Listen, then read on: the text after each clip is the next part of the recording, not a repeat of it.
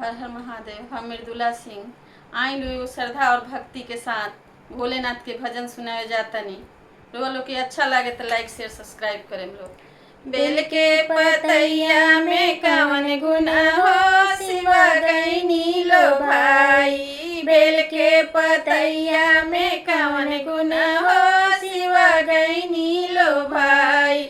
पूरी मिठाई शिव के मन ही ना भावे। पूरी मिठाई शिव के मन ही ना भावे।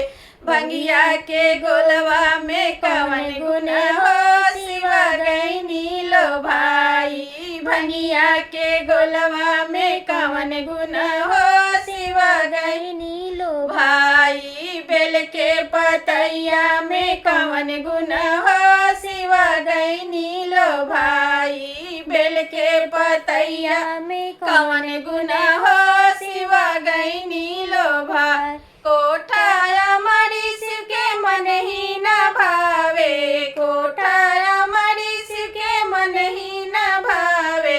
टूटही मड़ैया में कवन गुण हो सिवा गईनी लो भाई।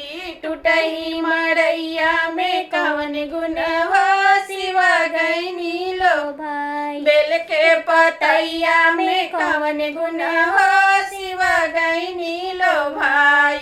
बेल के पतैया में कवन गुण हो सिवा गईनी लो भाई। तोसा को तकिया शिव के मन ही ना भावे। तोसा को तकिया शिव के मन ही ना भावे।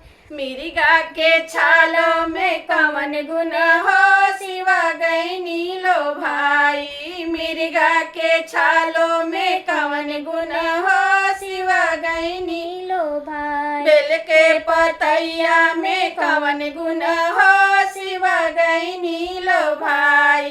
बेल के पतैया में कवन गुण हो सिवा गईनी लो भाई।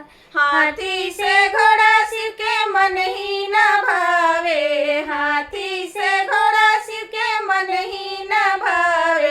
अपसहा बैलवा में कवन गुण हो सिवा गईनी लो भाई।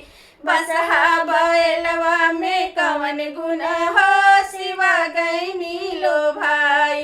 बेल के पतैया में कवन गुण हो सिवा गईनी लो भाई।